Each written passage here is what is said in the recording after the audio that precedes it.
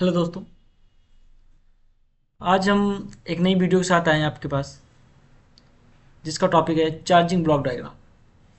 पिछली बार मैंने आपको एक वीडियो दिया था जिसमें मैंने अपने इंस्टीट्यूट का कोर्स में के बारे में बताया था कि कोर्स में क्या क्या इंक्लूड है, क्या क्या दे रहे हैं हार्डवेयर में हम आप लोगों को। सब कुछ बताया था मैंने उसमें। आप लोगों ने देखा, कुछ लोगों ने देखा, कुछ लोगों ने नहीं देखा है। तो आप लोग अगर नहीं देखे तो एक बार उसको विजिट करिए और उसको देखिए। आज हम ब्लॉक डायग्राम के बारे में बात करेंगे कि ब्लॉक डायग्राम में आखिर होता क्या है। बहुत से लोग समझते होंगे कि ब्लॉक डायग्राम क्या होता है। कुछ बच्चे फ़ोन करते हैं और डायरेक्ट पूछते हैं सर क्या मुझे चार्जिंग पिन बदलना सिखाया जाता है, क्या मुझे फोल्डर लगाना सिखाया जाता है, XYZ क्वेश्चंस आते हैं। कुछ बच्चे होते हैं कि वो बोलते हैं कि सर मुझे बेसिक आता है, मुझे एडवांस सीखना है। तो अगर सच में आपको बेसिक आता है तो आपको लिए एडवांस वेलकम है, आपका आ जाइए। अगर आपको बेसिक ही नहीं पता है तो आप एडवांस कहाँ तक सीखेंगे। तो आज हम सबसे पहले चार्जिंग का ब्लॉक डायग्राम से समझते हैं कि चार्जिंग ब्लॉक डायग्राम कैसे होता है, इसको किस तरीके से हम लोग चेक करते हैं।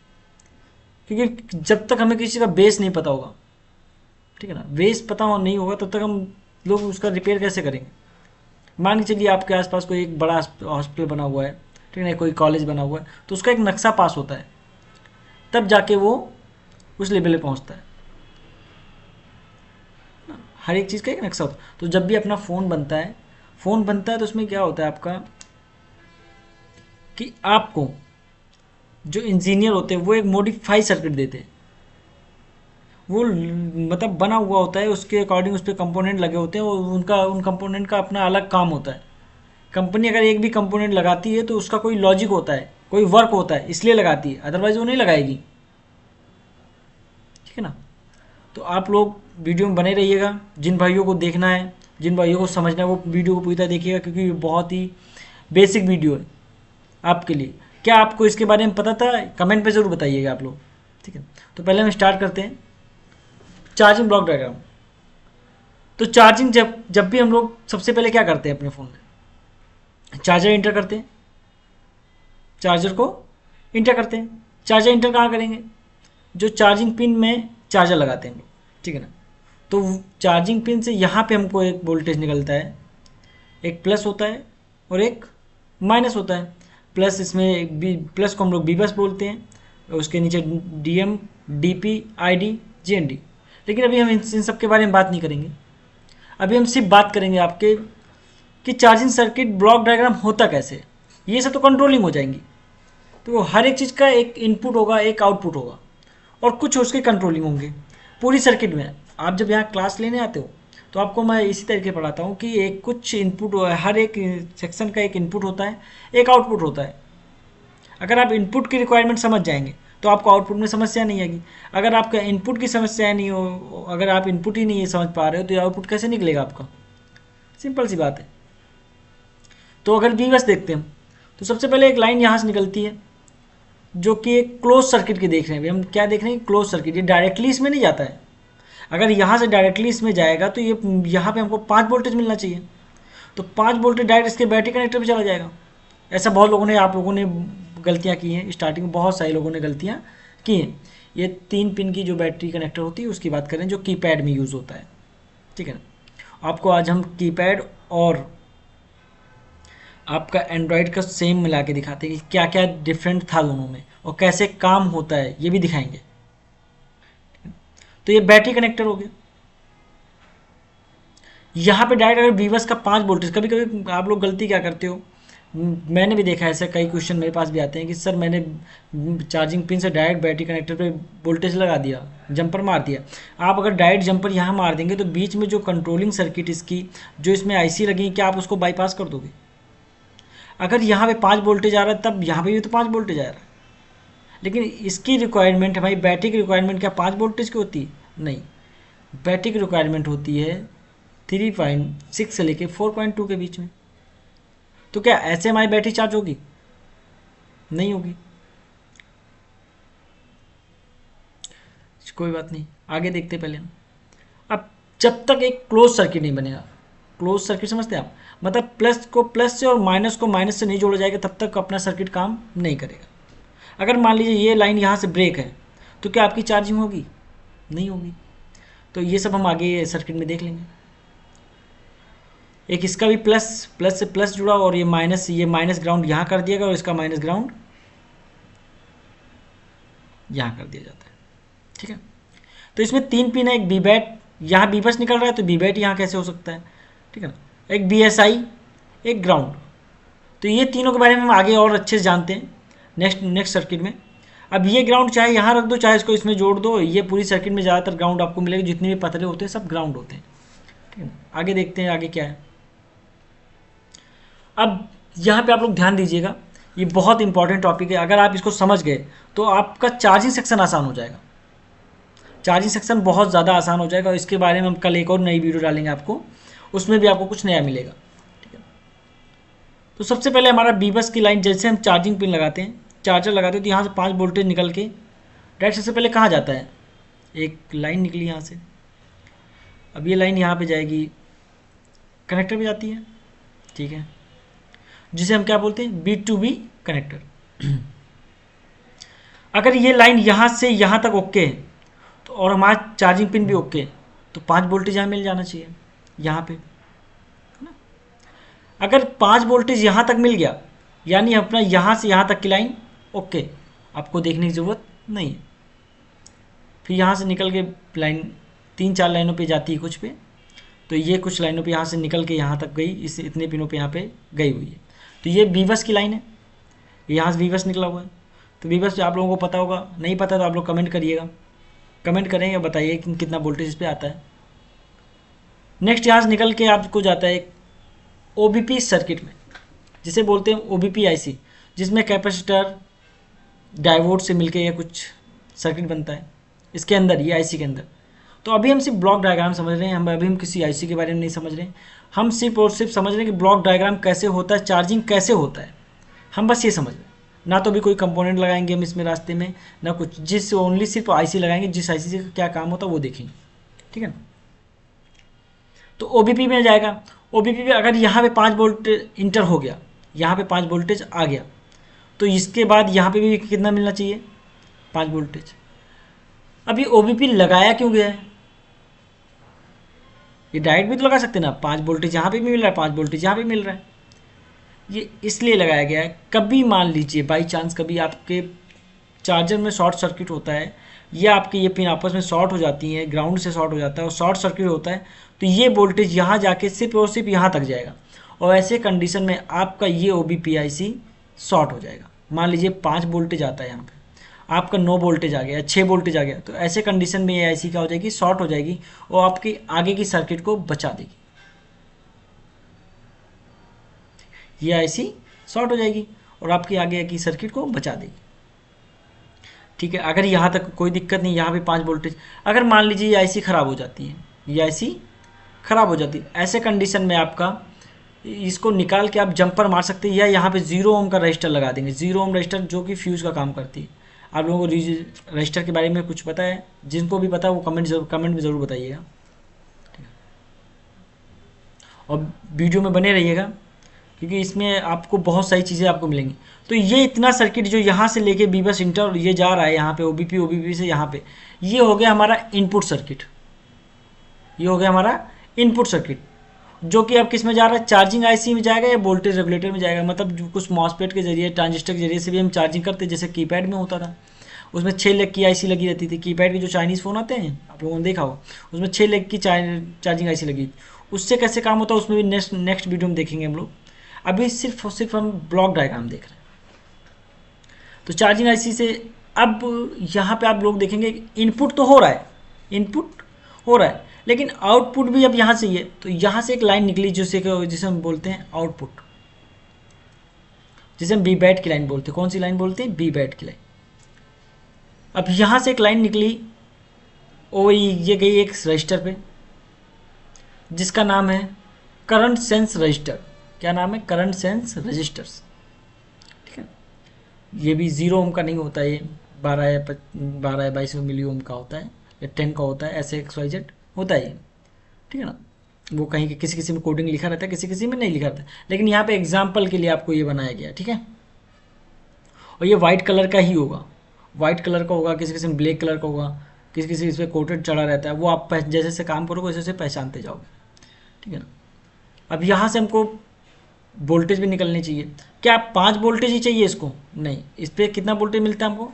3.6 से लेके 4.2 वोल्टेज, 3.6 से लेके 4.2 वोल्टेज।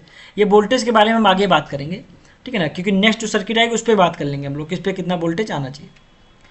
अब यहाँ से एक लाइन निकला और ये कहाँ गया हमारे बी बैट पे,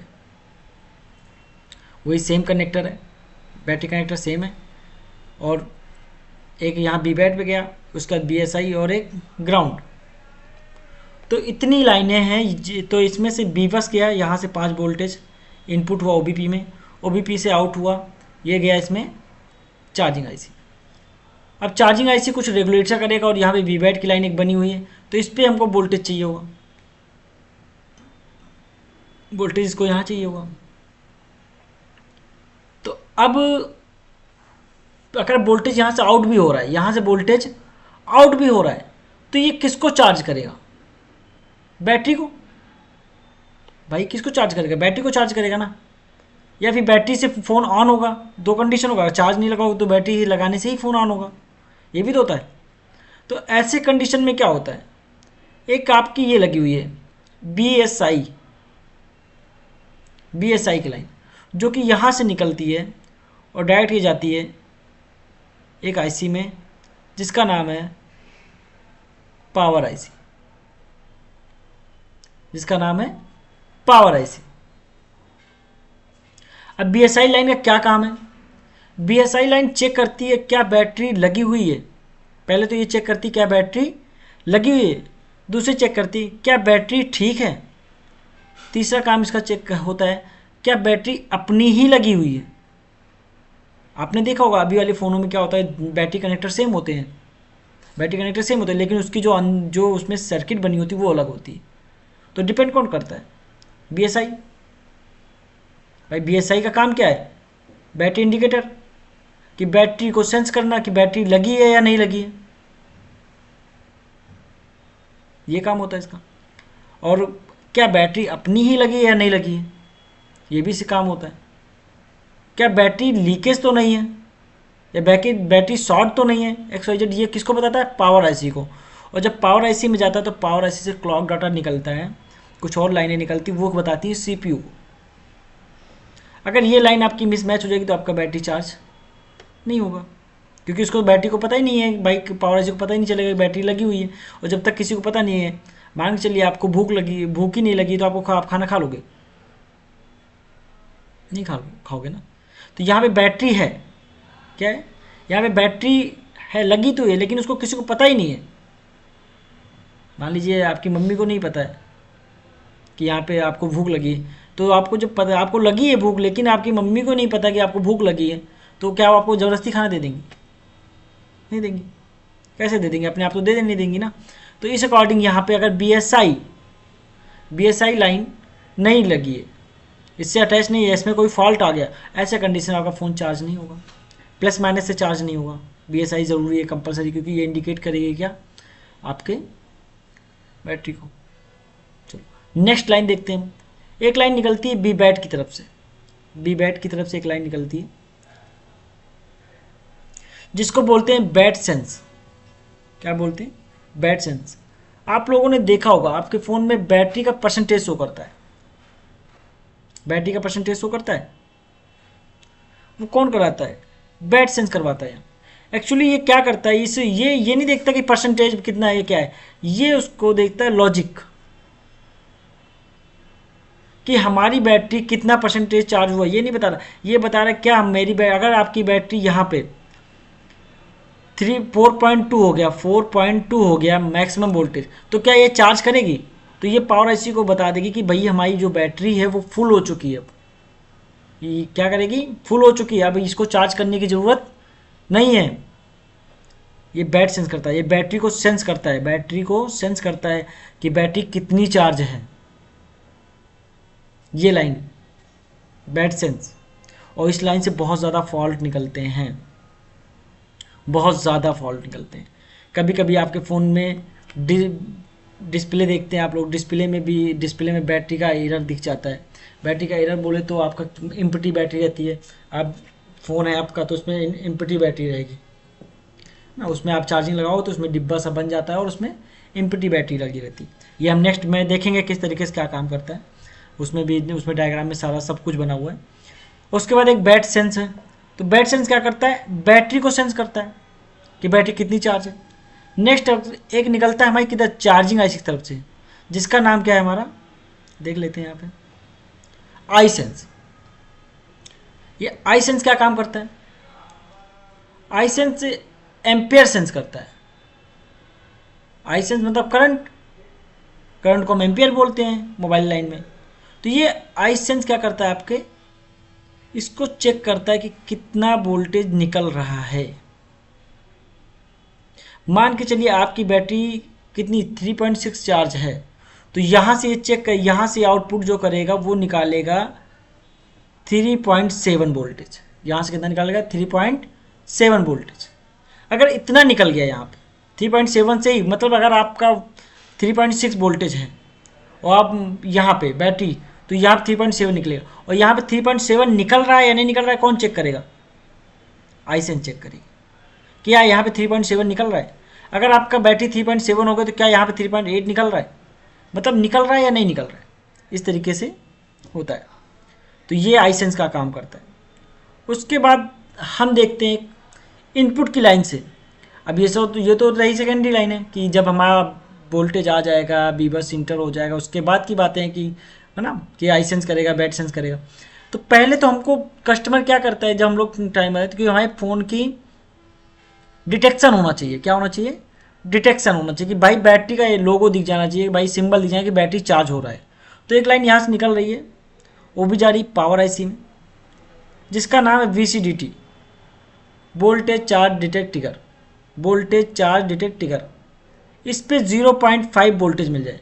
जैसे ही इस पर 0.5 वोल्टेज मिलेगा, आपके डिस्प्ले पे तुरंत ही लोगो शो हो जाएगा कि आपकी बैटरी चार्ज हो रही है, उस पर सिंबल बन के आ जाएगा। इसको बोलते हैं हम डिटेक्शन का पिन। ये डिटेक्शन पिन है, ठीक है। इस तरीके से ये काम करती है। इसमें कुछ सर्किट लगे होते हैं। अगर यहाँ से डायरेक्ट देखा जाए तो अभी 5 वोल्टेज आएगा, लेकिन यहाँ पे 0.5 वोल्टेज आता है। वो क्यों आता है, कैसे आता है, वो सर्किट में हम नेक्स्ट वीडियो में देखेंगे। अब इसके बाद एक और लाइन बनती है हमारी, जिसे हम बोलते हैं चार्ज LDO। इस पे ये भी बीबस की लाइन से इनपुट होता है और यहाँ पे कुछ एक रजिस्टर लगा होता है। उसके बाद यहाँ पे इसका जो वोल्टेज होता है 2.8 होता है, वो ड्राइव कराने के लिए वोल्टेज होते हैं जो एक, क्योंकि अब ये आईसी है, इसको ये क्या अपने आप ही निकाल देगा यहाँ से वोल्टेज, नहीं, इसको कोई ड्राइव करवाएगा। भाई ये बैट सेंस करेगा पावर आईसी, आई सेंस करेगा पावर आईसी, चार्ज LDO उसको वोल्टेज देगा। VCDT क्या कर लिया, VCDT ने क्या किया, डिटेक्ट कर दिया कि भाई चार्जिंग लग चुकी है। CPU को पता चल गया, यहाँ से कुछ लाइनें CPU को जाएंगी, वो बता देगा कि भाई चार्जिंग लग चुकी है, अब आप क्या करना है, चार्ज कर देना, चार्ज करना स्टार्ट करो आप। तो यहाँ से एक लाइन निकलती है पावर आईसी से, जो कि जाती है चार्जिंग आईसी में। ये देखो, ये अपना बेसिक है चार्जिंग का, जो कीपैड चार्जिंग है उसके रिलेटेड है, लेकिन यही लाइनें आपको MTK के चार्जिंग सेक्शन में मिलेंगे। यही सारी लाइनें, कुछ अलग नहीं है, कुछ भी अलग नहीं है, यही सब मिलेंगी आपको उसमें। अब चार्ज LDO में यहाँ पे 2.8 का वोल्टेज यहाँ पे मिलेगा। जैसे इस लाइन पे 2.8 वोल्टेज मिलेगा, ये तुरंत इसको ड्राइव करा देगा। लेकिन इसको ड्राइव कौन करवाता है, पावर आईसी ड्राइव करवाता है। किसके through, bat sense I sense के थ्रू। कि बैट सेंस को चेक करता है कि ये कितनी चार्ज है, आई सेंस को चेक करता है कि कितने इतने वोल्टेज निकालना है। अगर यहाँ पे कितना वोल्टेज है, यहाँ पे अगर 3.6 वोल्टेज है, तो यहाँ से ड्राइव कराएगा, इसको रेगुलेट कराएगा और यहाँ पे 3.7 वोल्टेज निकालेगा। 3.7 वोल्टेज यहाँ निकाले, और 3.7 वोल्टेज निकल रहा है या नहीं निकल रहा है, ये चेक भी करेगा कौन, पावर आईसी। ये चेक भी करेगा पावर आईसी। और जैसे इसको मिलेगा 3.7 वोल्टेज मिल रहा है, देन ये क्या करेगा, CPU बता देगा चार्जिंग ओके चल रही है। जिसमें 4.2 वोल्टेज हो गया, इसको बैट सेंस चेक करेगा कि बैट सेंस पे कि हाँ भाई बैटरी क्या हो गई, चार्ज हो गई, तो उस डिस्प्ले पे शो कर देगा बैटरी फुल, और उसमें एक मैसेज आ जाता है, प्लीज़ रिमूव योर चार्जर।